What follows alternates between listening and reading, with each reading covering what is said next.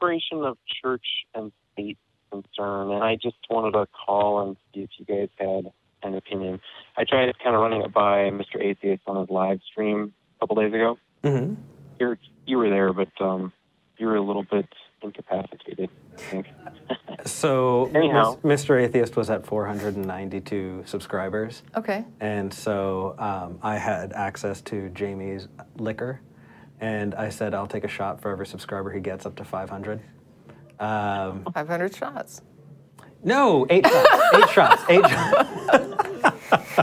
No. Not a shot. I did that with Deadwood. I said I'm taking a shot every time they take a shot, and that was painful, but I did it. Yeah, I feel like I might have made an ass out of myself, but it was fun. Please re-enlighten me, because I probably have no idea. Okay, sure.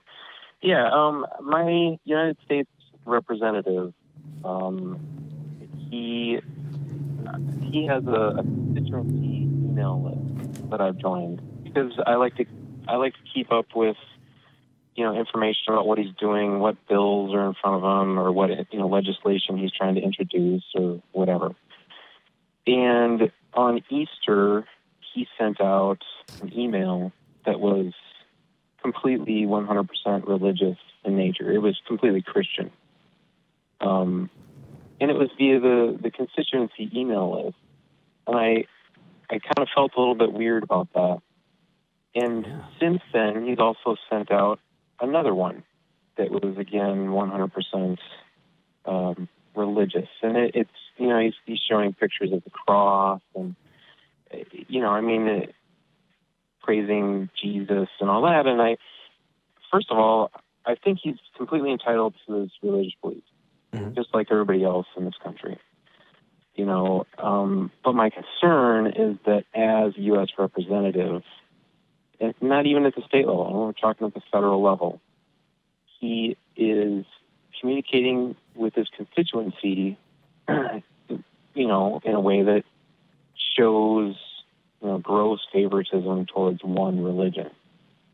And I don't know, I guess what I'm trying to, get at is, I don't know if I'm overreacting to it, because I feel pretty offended by it. I don't think it's correct.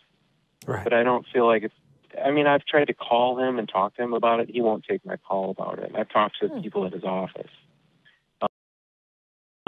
And he hasn't responded. I've sent him emails as well, and the emails that he sends back are just canned, thank you for your concern kind of emails. No, fuck off. With no specifics. Right, yeah. Exactly. Kind of a thanks for contributing, citizen. Now go away. Right, exactly. So now, I'm just wondering, do you guys have an opinion about whether or not that would be inappropriate? Again, it's through a communication channel that I felt should be reserved for, U.S. House of Representatives business. Mm-hmm. Yeah, I think if you're asking, is he violating the law, I doubt it. He's being unprofessional, and you're right, it's like just, reeks of particular divisiveness, but I'm sure he knows who's voting for him. Or I think you said it was him, right?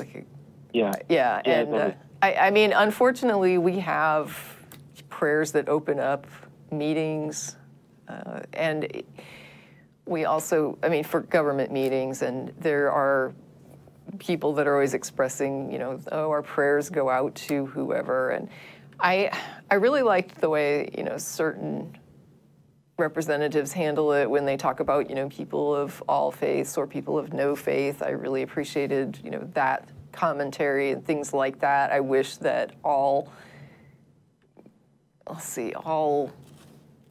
people that are in positions of civil service where they represent many people and they are there to serve all of the people in their constituency would understand that better and stop dividing people along lines like that, like along racial lines or gender lines or religious lines. It's really unnecessary, except that it panders to a particular base.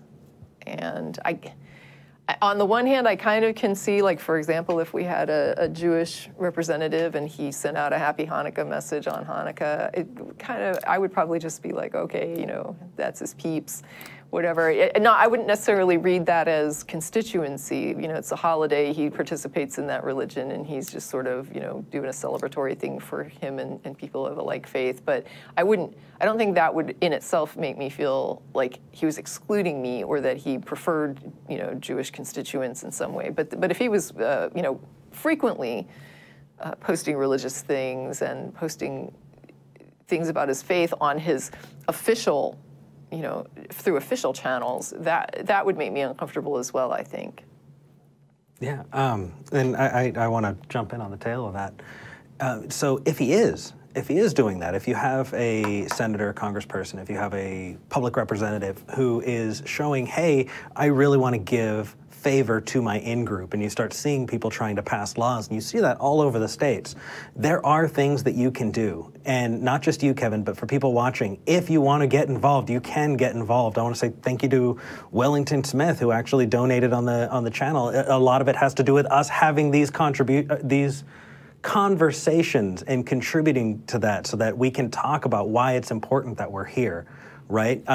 If you want to donate to some other than the ACA, but donate to the ACA. But if you want to get more involved, I was actually talking to Jeff Blackwell with American Atheists, who was right here in Texas helping file a suit for a religious doctrine getting imposed in a school district in Houston, right? We have that organization. If you like that, if you see that, check out the article and donate to American Atheists. Freedom from Religion Foundation does this shit all the time, right? They have a monthly newsletter, and they have like a black collar crime blotter where they actually talk about and keep up on pastors and priests and things like that who have committed crimes, and you hold those people to account, right? We can do this. We can talk about it, and we can get involved. Because the thing is, we're not fighting for, you know, atheist privilege. We're fighting for everyone to be on the same playing ground so that we can treat each other like human beings,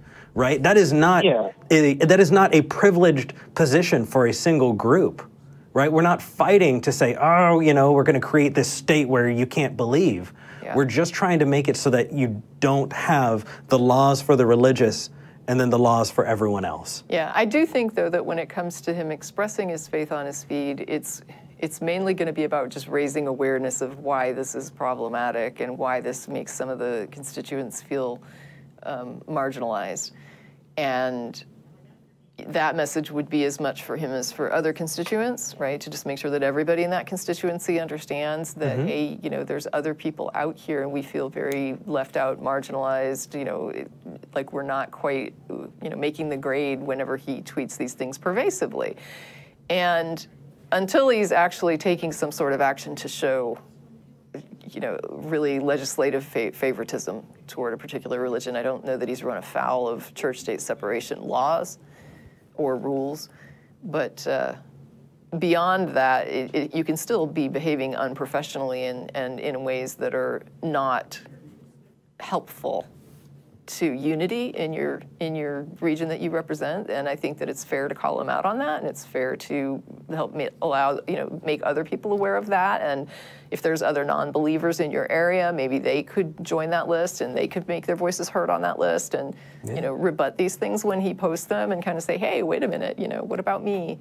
What about your non-believers in your constituency? What about us? Well, and it's not even just non-believers. Non-Christians. Yeah, non-Christians. Or non-evangelicals, or non-Protestants, or whatever, you know, depending on his particular brand of religion. Because I guarantee you, if you go to a Baha'i church, they're probably not going to agree with that either, because they're not included in that. Go to a UU. There are lots of people here that we may not believe in all of the same things, but we have a common goal here. It's the separation of religion and government, and that's something that we at the ACA are really, really behind. And so if you need that bullhorn, we're here. Bring it up, talk about it, call in, get it out there, and for everybody watching, support it.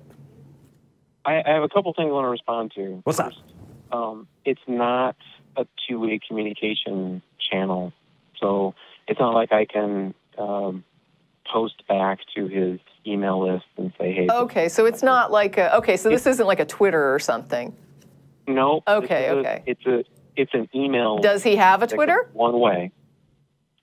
I actually don't know if he has Twitter or not. I never used it. A lot of the representatives do. And what you might do is be like, hey, I just got your newsletter. I subscribe to your newsletter because I'm a constituent and I really care about what happens in this district. And I happen to notice that you keep adding these religious things all the time. And I just want you to be aware that you represent some folks who aren't religious.